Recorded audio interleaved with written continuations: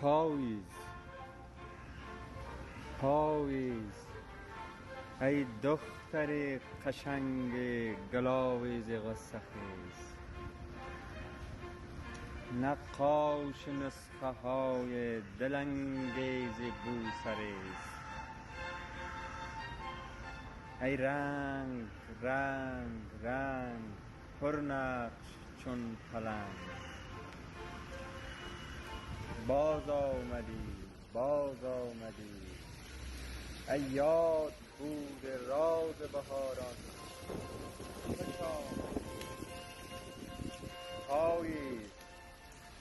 پاییز رنگ ریز ای عارفا نفس، ای هم صدای ساز دل من بیا چون برگ در فضیلت هنگامه های تو رقصیده و رها، از شاخه شاخه می تکم و خاک می شوم این گونه شاد و شور در پیشگاه تو. ای سرخ سبز سرخ بی منت از حضور زمان پاک می شوم.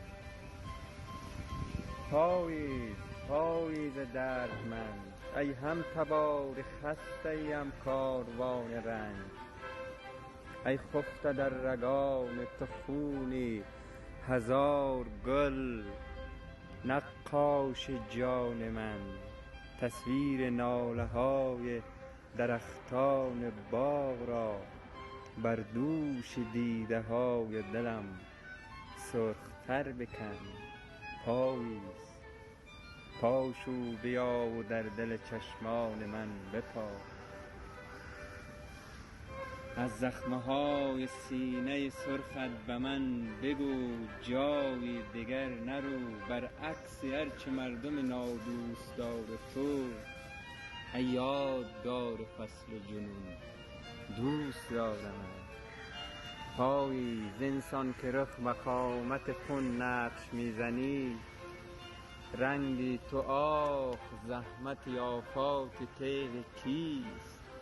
لطفاً پاییز دم بزن با تک درخت زخمی این باغ گپ بزن. پاییز می روی ای خاکسارم چو من آخر بمان تنها مرا به دست زمستان رها مکن، با بادهای هرزه مرا آشنا مکن. پاییز